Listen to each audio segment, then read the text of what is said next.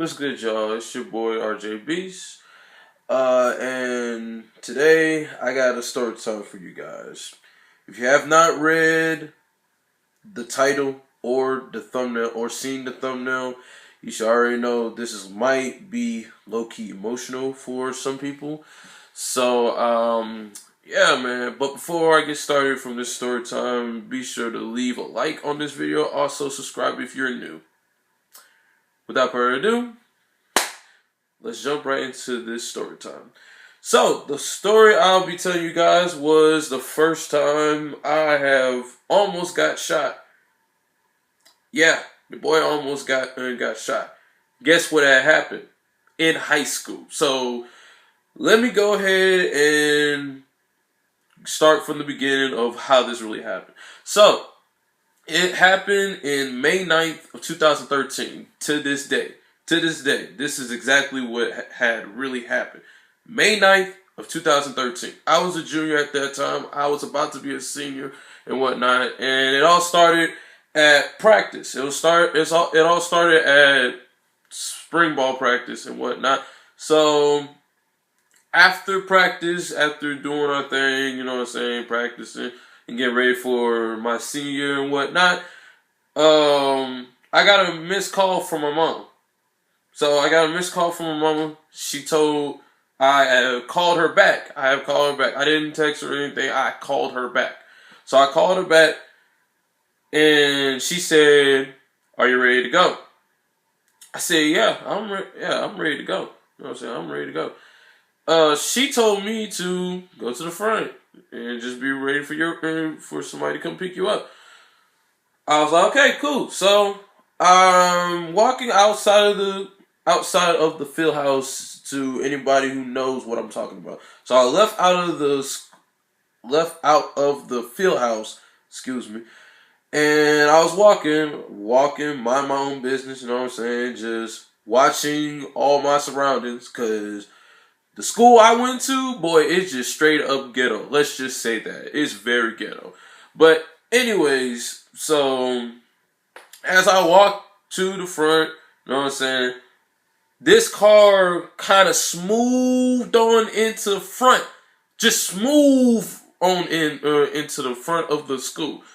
And five dudes, because, you know what I'm saying, I can't really curse because, you know, YouTube got this thing now. But anyways, back to the story. Five guys, bro. Five dudes.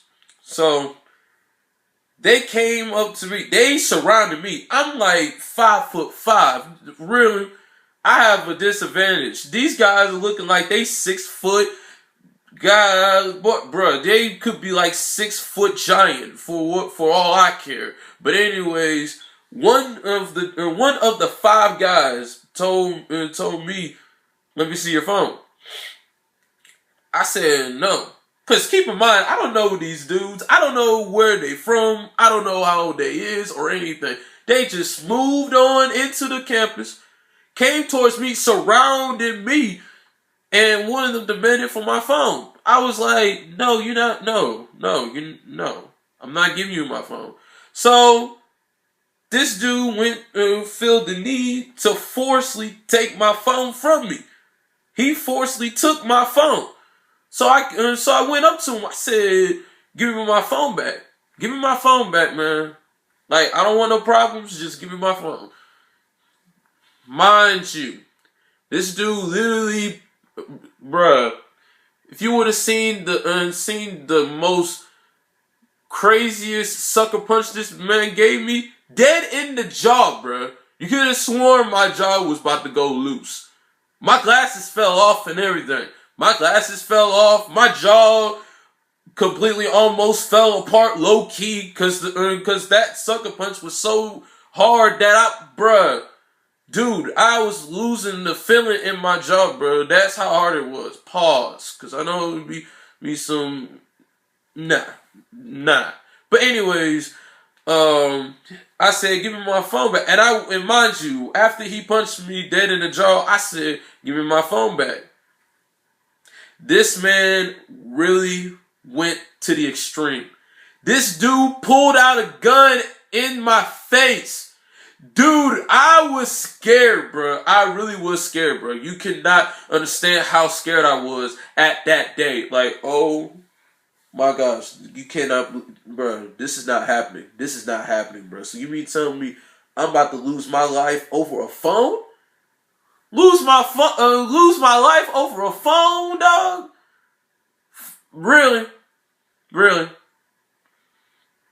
So at that moment, I was scared. You know what I'm saying? I was scared. I was scared out of my mind. My heart was beating and beating. I already got banged up. Already got a mean clean hit in the jaw and everything. Bruh.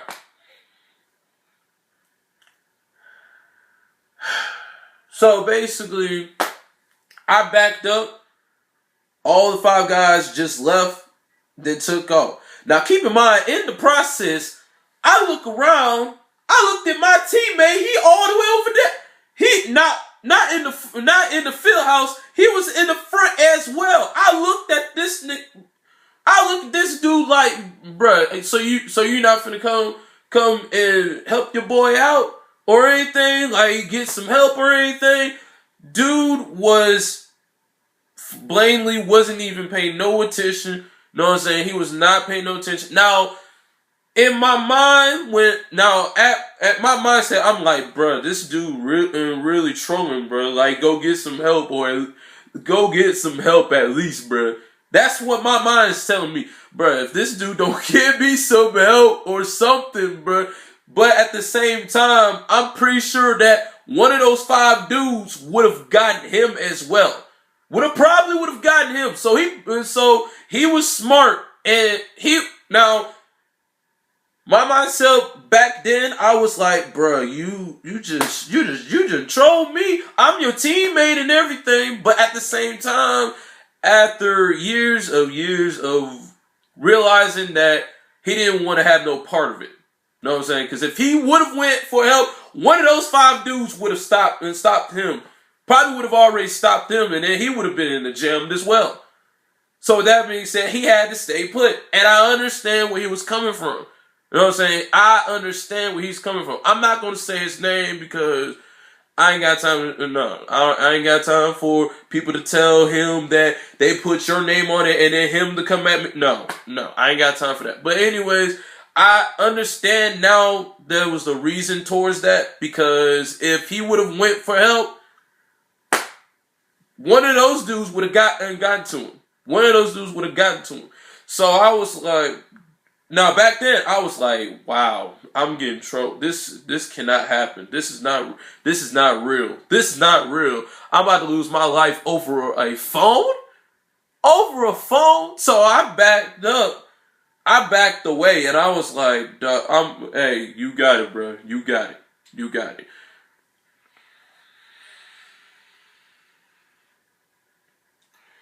All I can say is that, dude, that was the most scary experiences of my life, dog. Dude, I was in tears. Literally, I was in tears and scared at the same time. So I went back to the field house. And then one of the coaches saying, "What happened? What happened?" Bro, I just need the police on the phone because I just got robbed. Basically, I got robbed. I got jacked for my phone and pretty much, bruh, all those sequences in one, bruh. Oh my goodness, dude. Like, it was so frightening. Scared at the same time, dog. Like, oh my God, bruh. So basically, they called the police.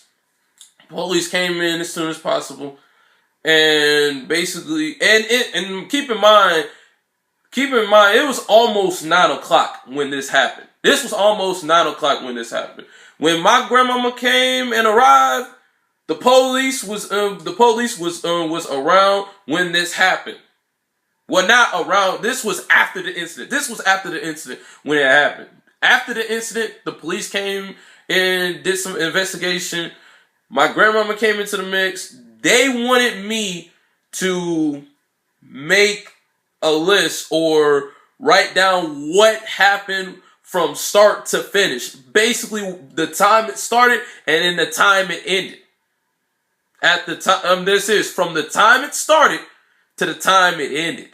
So I wrote down everything. I told him what had happened, what was going on, blah, blah, blah. I told him everything. I told him everything.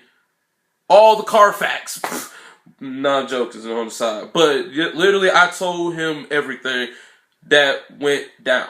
So after the incident, right after the incident, my grandmama picked me up and we went to my aunt's place where my mom and my stepdad was at. We was at my auntie's house. Dude, mind you, I was still in tears and I was still scared at the same time. I was scared off my mind. So my mom and my stepdad, man, they was saying what happened. I told her the fact that I got my phone stolen. They almost put me in a coffin, basically. They almost put me in a coffin. And keep in mind, I was 17 when this happened. I'm 21 right now, but this was when I was 17. I was a minor at that time, bro. I'm dead serious. I was a minor when this happened. So basically, man, they came towards me, did a prayer, you know what I'm saying, making sure that I was safe and whatnot. Like I said, it's bad enough that I was in a bad school. If you went to school with me, you know what I'm talking about. If you went to school with me in Houston, you know what I'm talking about. But anyways, man, oh my goodness. And then a few days later, the police told me they had no witnesses. So basically, ain't no cameras around.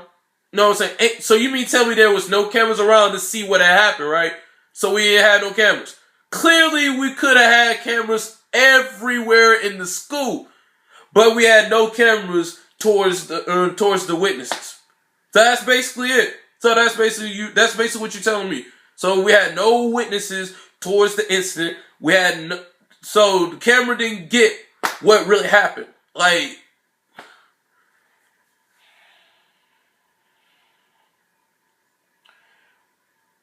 all I can say is, man, this right here is really sad, bro. It's very sad, bro. Bro, I low key want to cry right now, but I'm not finna do that to you guys, man. I really don't want to do that to you guys. I don't want to cry in front of you guys, man. I just want to share you guys. Basically, from my experience, I want you guys to remember that people are watching you everywhere you go. I'm dead serious. Whether you tall, small, big, whatever, black, Asian, white, don't matter who you are being watched. And people are going to look at you at a certain way, depending on who you are. If they see you as a weak person, they gonna come at you. What? And keep in mind, I was low key kind of weak at the time. I'm gonna be honest. I ain't flexing on nobody. I'm gonna be completely honest about what I went through. So basically, man, all I say is that watch your surroundings, because people are going to take advantage of what